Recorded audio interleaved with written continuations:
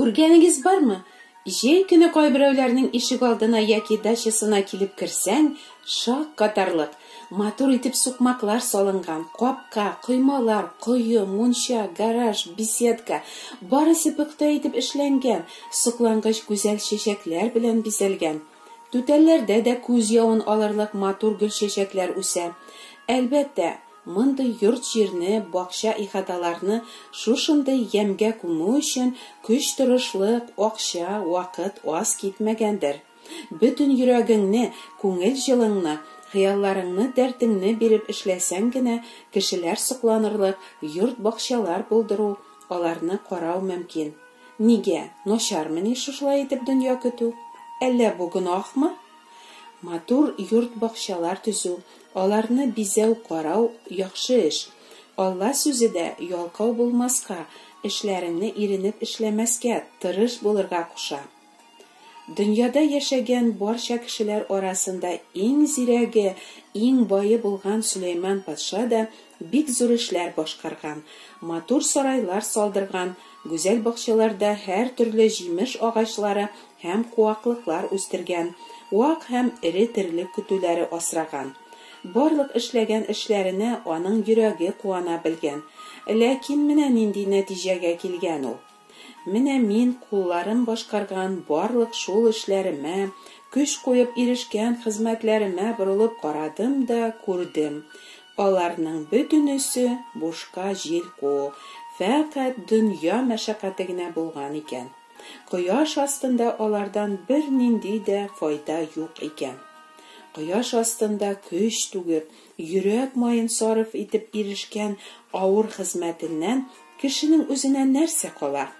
Аның бөтен көннәре тоташ борчу, мәшәкать эчендә уза. Хәтта төннәрендә аның йөрәге тынгылык белми. Бу да фани, буш нәрсә.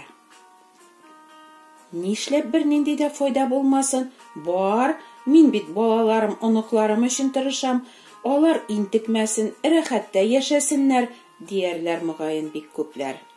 Сез салган йортлар, үстергән матур бакчалар, туплаган мал-туар һәм байлыклар аларга файдага булырмысың?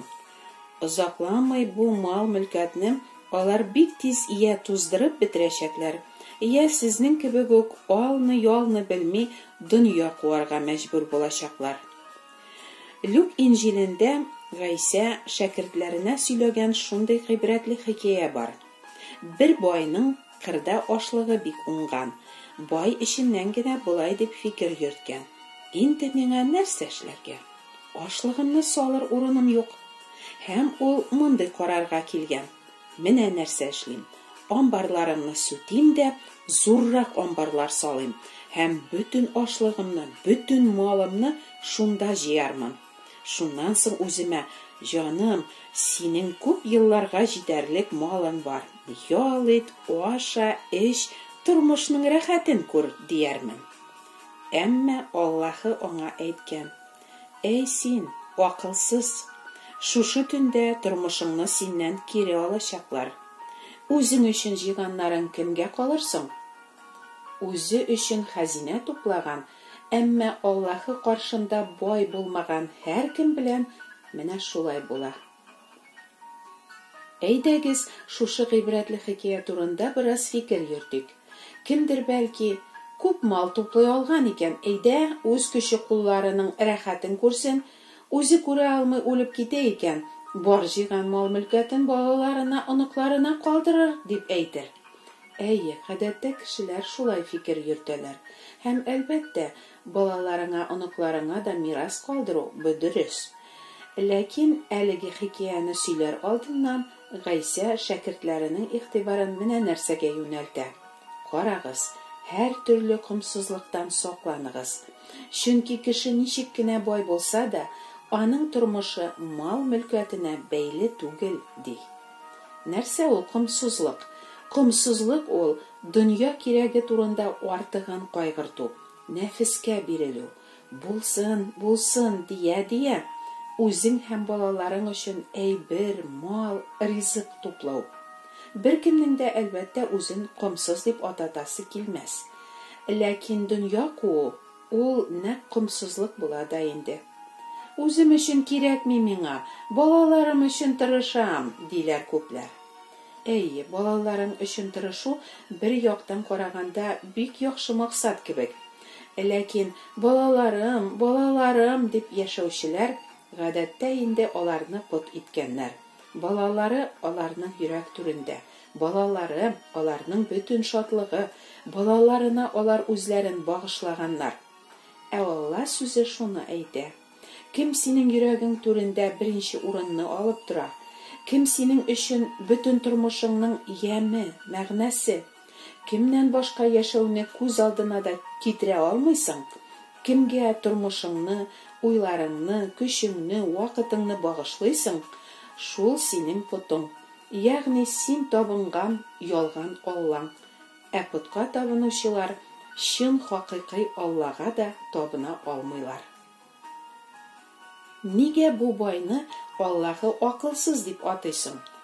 Алла сүзе зәгыйф акыллы, башы чирле кешене түгел, Аллаһыдан акыл зирәклек алып, дөрес акыл белән фикер йөртмәүчене акылсыз, ахмак дип атый.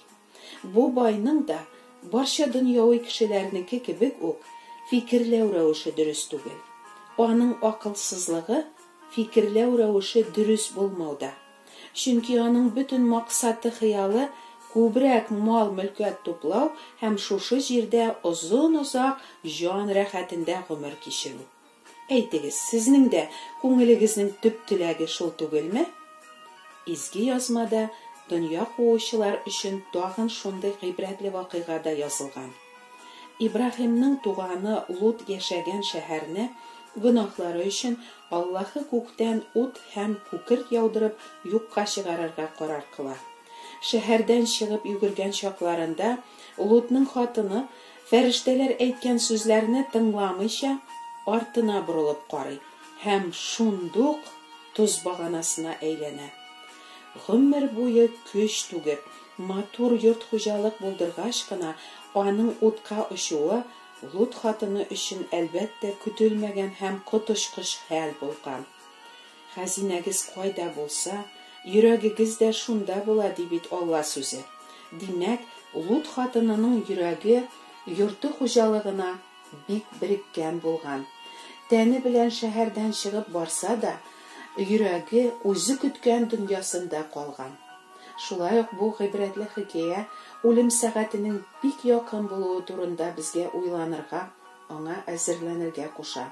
Ләкин кеше үлем турындагы уйлардан кача, үзен җиргә мәңгегә килгән кебек тота. Алла сүзе безгә менә нәрсә ди. Барыннан да бигрәк Аллаһы патшалыгын һәм ул кушканнарны ничек тормышка ашырырга икәнен эзләгез. Тормышыгыз өчен тукланырга, тәнегез өчен кияргә кирәкле һәммә нәрсә сезгә бирелер ди. Аллаһы патшалыгын табу, менә кайда ул чын һәм бер кайчанда юкка чыкмый торган хәзинә. Үзе һәм балалары өчен байлык мал туплаучы түгел, йөрәгенә Аллаһы патшалыгы кереп урнашкан кеше. Менә кем ул? Аллаһы каршында яраулы һәм чыннан да бай булучы. Кеше дөньяда теләгән иң зур бәхет ял ит, аша, эш, тормышның рәхәтен күр. Кешелек табигаты буенча һәркем шулай фикер йөртә. Бу гамәлләрдә бернинди гөнаһ юк дип уйлый кешеләр. Тән һәм җаннарының теләкләрен канәгатьләндерү өчен генә җирдәге бу тормыштан рәхәтлек, бәхет табарга тырышып кына яшәүче кешеләр Аллаһы патшалыгын мирас итеп алмаячаклар ди изге язма. Хәтта кеше Алланы еш исендә тотып, ниндидер дини гамәлләр башкарып, изге эшләр һәм күп саваплар җыярга тырышып яшәсә дә, кешелек табигаты буенча фикер йөрткән кеше Аллаһыга душман. Кешелек табигаты буенча уйлаучылар һәм шулай яшәүчеләр Аллаһыга ярый алмыйлар. Кешелек табигаты буенча яшәсәгез, сез тәмугка китәчәксез дип кисәтә Аллаһы кешеләрне. Кешелек табигаты буенча яшәүдән ничек туктарга соң? Җаның мәңгелек тамукка китмәсен өчен ничек тормыш алырга? Алла сүзе булай ди. Әгәр Гайсәне үледән терелткән Аллаһының рухы сездә яши икән, ул чакта Мәсихне үледән терелткән Аллаһы сездә яшәүче рухы белән фани тәнегезгә дә тормыш бирәчәк. Димәк, кешелек табигаты буенча яшәүдән туктау өчен Аллаһы рухын кабул итәргә кирәк. Ничек итеп кабул итәргә? Аллаһы Гайса Мәсихне гөнаһлардан коткаручы корбан бәрәне итеп җибәргәненә һәм Гайса аша Аллаһы мәңгелек тормыш бирәчәгенә ышанып. Кадерле милләттәшләрем, дөнья кирәге турында гына кайгыртып, бөтен йөрәгегез белән дөньяга беркеп, дөнья куып яшәүдән туктагыз. Янып бетәчәк бу дөнья һәм андагы кызыктыргыч нәрсәләр хакына кадерле җаныгызны тәмугка дучар итмәгез. Соң булганчы тәүбә итегез. Иманны барлыкка китерүче Гайсәдән гөнаһларыгызның кичерүен сорагыз. Үзенә ихлас ялварып, гөнаһларыннан борылучы һәркемгә ул мәңгелек тормыш бирә. Аллаһының мәрхәмәт бүләге сезгә һәм якыннарыгызга да насыйп булсын иде. Амин.